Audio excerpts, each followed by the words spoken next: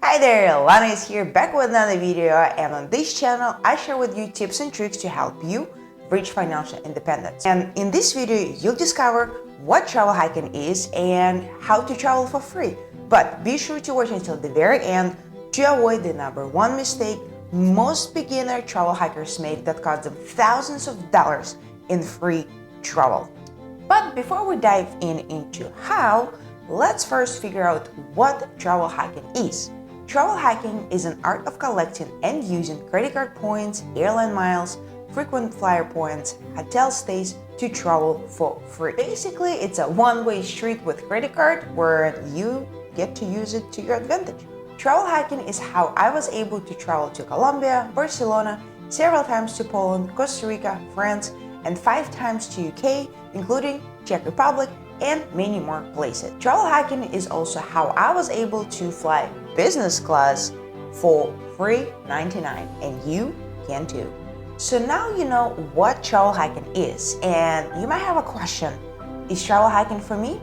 And good news, technically anyone can do travel hacking.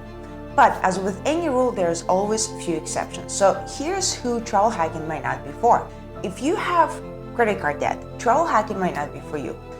But contrary to what Dave Ramsey says or a lot of gurus say, you actually can travel while you pay debt off. There is a way.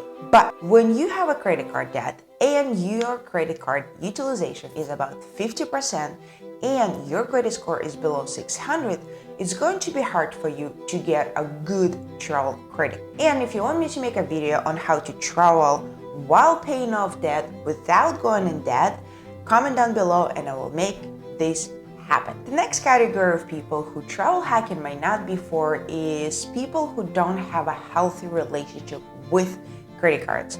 An example would be people who usually tend to carry over in balance thousands and thousands of dollars and don't pay it off on time.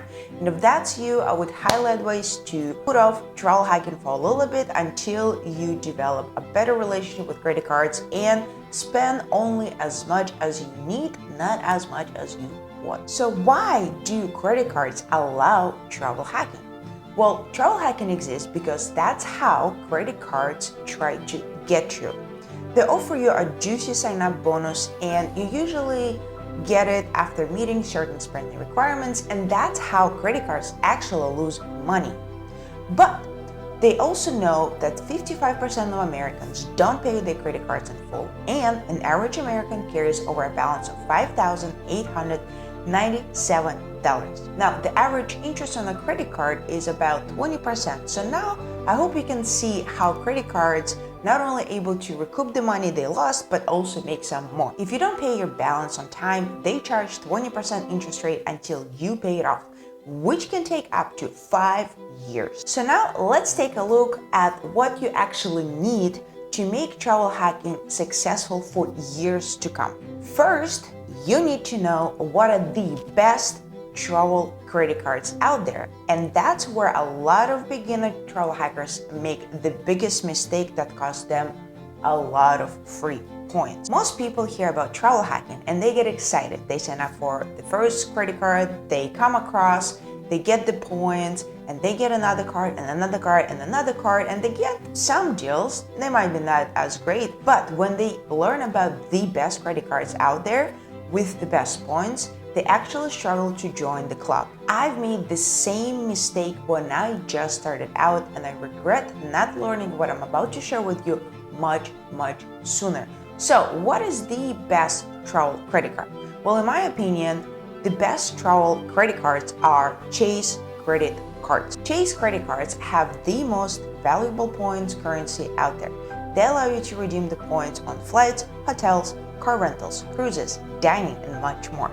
Plus, they have close to a dozen airlines you can transfer your points on one-to-one currency. Basically, it means, let's say you want to travel from Boston to Cancun and you travel on JetBlue Airlines.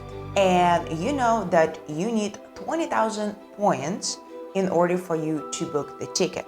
So you log into your Chase Ultimate Rewards account, you transfer 20,000 points to your JetBlue account, and in the next 2 minutes, you book a trip to Cancun, round trip free and you're ready to go. But here's what you need to know about Chase credit cards. So Chase has this unspoken rule that makes it extremely hard to get their credit cards. And they do that because they don't want people to travel hack. So this rule is called Chase Gauntlet, or also the rule of 524, which basically means if you want to get approved for any Chase credit cards, you cannot have opened 5 or more personal credit cards across all the banks in the last 24 months. So basically, you can open a Chase credit card if you already have 5 credit cards that you opened in the last 2 years. Plus, there is a certain order that you need to open your Chase credit cards in order to maximize your points and stretch them out for as long as you can. And if you want me to make a video on this, make sure to give this video a like, comment down below, and I will make it happen. Another thing that you need to know is the airlines that fly frequently out of your local airport. And here's why. While Chase credit card points are the best in value and are transferable to dozens of airlines, there are some that are not part of the cool kids club.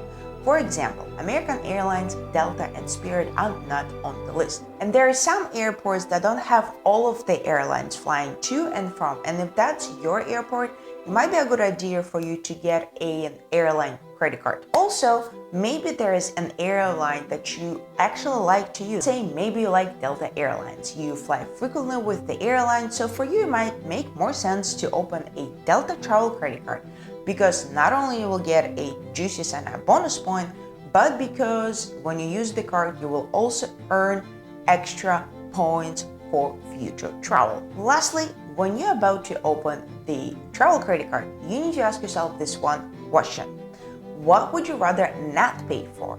Is it airlines or is it hotels and accommodations? For me personally, I know it's the tickets because I love flying for free. And if that's you, be sure to tickle that like button for the YouTube algorithm. Thank you very much. But if you like staying at hotels and don't mind paying for the airline tickets, then it would make sense for you to open a card that offers free hotel nights. And now we have finally arrived. Now let's talk about how to actually travel hack. The best way to get travel points is to get them through sign-up bonuses. Most cards will offer anywhere between 20,000 to 100,000 points when you sign up and meet their spending requirements within a certain period of time. These requirements range between 500 to 5,000, and you need to meet them within 3 to 4 months time period since opening the card.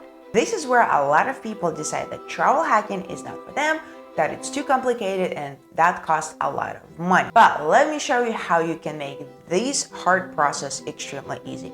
First, you always open just one credit card at a time.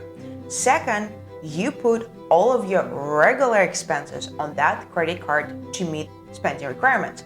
Now, the key word here is your regular spending. I'm talking about bills, gas, groceries, whatever usually you spend your money monthly, you'll put on that credit card. Now, be sure to not spend anything extra unless you plan. Another thing you can do is time your big purchases with the opening of the credit card. So for example, if you wanted to buy a new MacBook Pro, now it's the time to open the card and put the $2,000 on the card so that you will be able to meet the requirements much faster. Or let's say you wanted to renovate your kitchen. Well, now it's the best time to open credit cards so you can put all of the expenses of kitchen renovation on the card, meet the requirements, and then fly for free. And the last thing you can do is ask your friends and family to pay for their expenses. And usually how it works is you pay for their expenses with your card and they give you cash, and then you pay everything off with that cash. And that's pretty much it. And for each credit card, you basically rinse and repeat. But here's the biggest advantage that a lot of people don't realize they actually have when they do this process. So not only you get the juicy bonus points, but also while you're working towards meeting those requirements, you're also earning extra points. So that in 3-4 months, not only have 100,000 points, you also have an extra 10 to 20,000 points, which basically equates to either a one-way ticket from coast to coast or a round-trip ticket to the neighboring states. That's all I've got for you today. Now you know what travel hacking is, how to travel for free, create memories, and not spend on that. If you like this video, please give this video a thumb up, subscribe, hit the notification bell so you don't miss future videos, and thank you so much for watching. I will see you next time.